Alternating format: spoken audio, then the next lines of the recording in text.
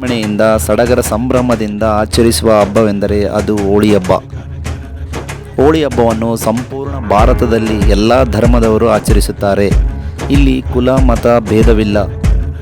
ಸ್ನೇಹಿತರು, ಸಹೋದರರು, ಸಂಬಂಧಿಕರು, ಆತ್ಮೀಯರು ಎಲ್ಲರೂ ಸೇರಿ ಬಣ್ಣವನ್ನು ಎರಚುತ್ತಾ ಸಂತೋಷದಿಂದ ಖುಷಿಯಿಂದ ಈ ಹಬ್ಬವನ್ನು ಹೋಳಿ ಹಬ್ಬವನ್ನು ಆಚರಿಸುತ್ತಾರೆ.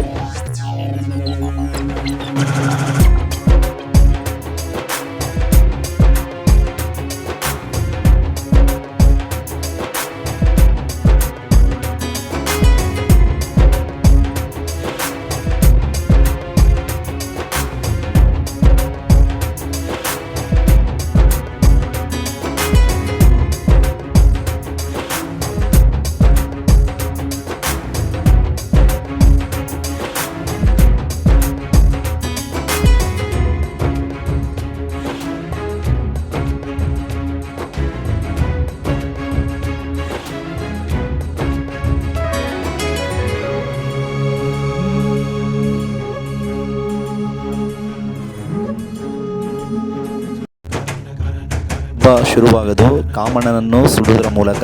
ಹೋಳಿ ಹಬ್ಬದ ಹಿಂದಿನ ದಿನ ನಾವು ಕಾಮದಹನ ಮಾಡುತ್ತೇವೆ. ಅದರ ಹಿಂದೆ ಒಂದು ಕತೆ ಇದೆ. ಹಿಂದೆ ಪರಮೇಶ್ವರನ ತಪಸ್ಸಿಗೆ ಕುಳಿತಾಗ ಎಲ್ಲ ದೇವತೆಗಳು ತಪಸ್ಸನ್ನು ಭಂಗ ಮಾಡಲು ಇಚ್ಛಾ ದೇವತೆಯಾದ ಕಾಮಣ್ಣನನ್ನು ಕಳಿಸಿರುತ್ತಾರೆ. ಕಾಮಣ್ಣನು ಇಚ್ಛಾ ಬಾಣವನ್ನು ಪರಮೇಶ್ವರನ ಮೇಲೆ ಪ್ರಯೋಗ ಮಾಡಿದಾಗ ದೇವರು ತಮ್ಮ ಮೂರನೇ ಕಣ್ಣಿನಿಂದ ಕಾಮಣ್ಣನನ್ನು ಸುಟ್ಟು ಭಸ್ಮ ಮಾಡುತ್ತಾರೆ. ಇದೇ ಒಂದು ಅರ್ಥದಲ್ಲಿ ನಾವು ಪ್ರತಿ ವರ್ಷ ಕಾಮದಹನವನ್ನು ಮಾಡುತ್ತೇವೆ.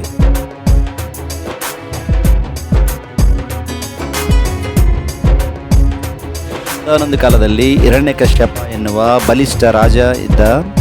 ರಾಜ್ಯದ ಎಲ್ಲರೂ ಕೂಡ ತನ್ನನ್ನೇ ದೇವರು ಅಂತ ಪೂಜಿಸಬೇಕು ಎನ್ನುವ ಆಸೆಯನ್ನು ಅವನು ಹೊಂದಿರ್ತಾನೆ. ಆದರೆ ಅವನ ಮಗನಾದ ಪ್ರಹ್ಲಾದನು ವಿಷ್ಣು ದೇವನ ಅತ್ಯಂತ ಪ್ರೀತಿಯ ಭಕ್ತನಾಗಿರ್ತಾನೆ. ತಂದೆಯನ್ನೇ ಆತ ದೇವರಂತ ಪೂಜೆ ಮಾಡ್ತಾ ಇರಲ್ಲ. ಎಷ್ಟೇ ಪ್ರಯತ್ನ ಪಟ್ಟರೂ ಕೂಡ ಹಿರಣ್ಯಕಶ್ಯಪನಿಗೆ ತನ್ನ ಮಗನ ಒಂದು ಅಂದರೆ ವಿಷ್ಣುವಿನ ಮೇಲಿರುವಂಥ ಭಕ್ತಿಯನ್ನು ಬದಲಾಯಿಸೋಕ್ಕಾಗಂಗಿಲ್ಲ. ನಾನಾ ರೀತಿಯ ಶಿಕ್ಷೆಗಳನ್ನು ಕೊಡ್ತಾನೆ. ಅದರಿಂದ ಕೂಡ ಪ್ರಹ್ಲಾದ ಪಾರಾಗ್ತಾನೆ. ಕೊನೆಗೆ ಏನು ಮಾಡ್ತಾನೆ, ಹಿರಣ್ಯಕಶ್ಯಪ ತನ್ನ ತಂಗಿ ಹೋಲಿಕಳನ್ನು ಕರೆದು ಪ್ರಹ್ಲಾದನಿಗೆ ಶಿಕ್ಷೆ ಕೊಟ್ಟು ಸಾಯಿಸು ಅಂತ ಹೇಳ್ತಾನೆ.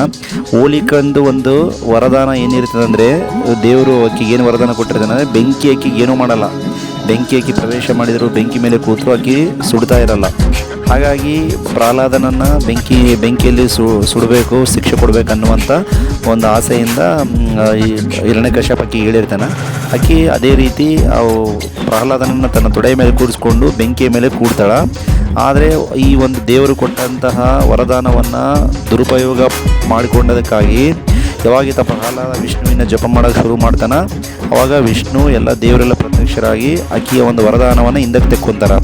ಹಾಗಾಗಿ ಆ ಒಂದು ಬೆಂಕಿಯಲ್ಲಿ ಈತಗೇನು ಪ್ರಹ್ಲಾದನಿಗೆ ಏನೂ ಆಗಂಗಿಲ್ಲ, ಬದಲಾಗಿ ಹೋಲಿ ಕಡೆ ಸುಟ್ಟು ಹೋಗ್ಬಿಡ್ತಾಳೆ.